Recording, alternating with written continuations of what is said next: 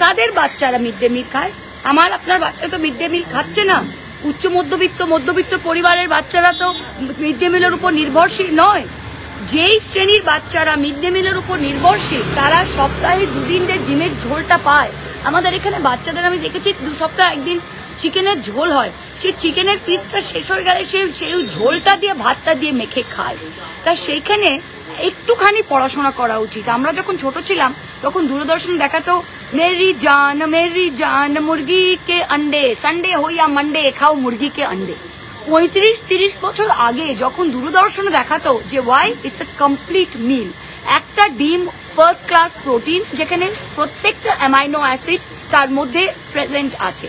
আর কোনো খাবার, রাজমা, বাঙালিদের আপনি জিজ্ঞেস করুন রাজমা জিনিসটা কি, বাঙালিরা বলতে পারবে রাজমা জিনিসটা কি? কোনো নন অ্যানিমাল প্রোটিনে অ্যাপার্ট ফ্রম সোয়া কোনো ফার্স্ট ক্লাস প্রোটিন নয়। তা আপনারা নিজেরা বিরিয়ানি খাচ্ছেন, আপনাদের নেতারা 5 স্টার হোটেলে বসে চিকেন হারিয়ালি খাবার খাওয়ালেন তো 65টা এমএলএ দের, তখন তো ইসকনকে দিলেন না।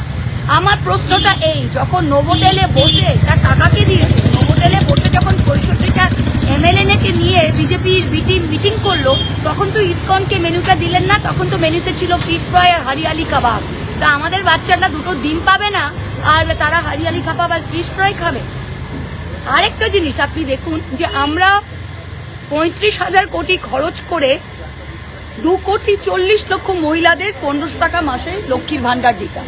এবার নতুন বাজেটে বরাদ্দ করেছে, তারা কি করেছে, তারা বলেছে fixed amount 36,000 crores fixed for 1 crore women. যদি 1 কোটি মহিলাদের আপনারা দেন তাহলে বাকি 1,40,00,000 তারা কি সবাই ভুয়ো? তারা লক্ষ্মীর ভান্ডার পেত, তারা কি পাবে? 2,40,00,000 মহিলা লক্ষ্মীর ভান্ডার পেত, সেটাকে কমিয়ে আপনারা 1 কোটি, আর 1 কোটিও কি কন্ডিশনাল, আমরা সবাইকে দিতাম কন্ডিশনাল।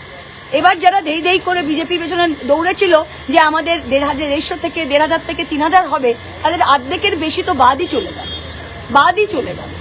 প্রত্যেকটা জায়গায় এটা করা হয়েছে। আমার হাতে 2টো বিল আছে, এটা কুণালদা আরো বিস্তারিতভাবে বলবে, কিন্তু আমি এই 2টো বিল দেখে মানে আশ্চর্য হয়ে গেলাম। একটা যেটা প্রিভেনশন অফ, যেটা আপনার ল অ্যান্ড অর্ডার মেনটেন্যান্স বিলে, এটা জরুরি অবস্থা, মানে আপনি মিসা, টিএডিএ, ইউএপিএ যত আপনার স্ট্রিক্টেস্ট ড্রাকোনিয়ান আইন আছে সেগুলোকে একসাথে করে মাল্টিপ্লাই বাই 10 করলে তবে এই বিলটা আসে। এই বিলে কি আছে? কোনো বিচার ব্যবস্থা, কোনো আইন নেই, একটা অ্যাডভাইজারি বোর্ড, যে আপনাকে 1 বছর অবধি বিনা ট্রায়াল আপনি একটা উকিলও আনতে পারবেন না, অ্যাডভাইজারি বোর্ডের পাবে কোনো এসপি কি? এসপি কে তো ভাই চিফ মিনিস্টার উঠতে বসতে বললে এসপি ওঠে বসে। একটা এসপির কাছে পাওয়ার দেওয়া হয়েছে। এসপি যদি মনে করে, তার কোনো প্রমাণ দরকার নেই, সে যদি মনে করে যে আপনি কিছু করতে যাচ্ছেন, ও 1 বছর আপনাকে উইদাউট ট্রায়াল ভেতরে রাখতে পারে। এই হচ্ছে, এটা তো মানে একদিন এটা বিজেপির বিরুদ্ধেও যাবে, এটা কুণালদা বিশেষভাবে বলবেন। তা এইগুলো, এই যে বিল আনা হচ্ছে, পশ্চিমবঙ্গের মানুষ যে কি সর্বনাশ আগামী দিনে হতে চলেছে সেটার স্বাদটা আমরা 1 মাসে 1.5 মাসে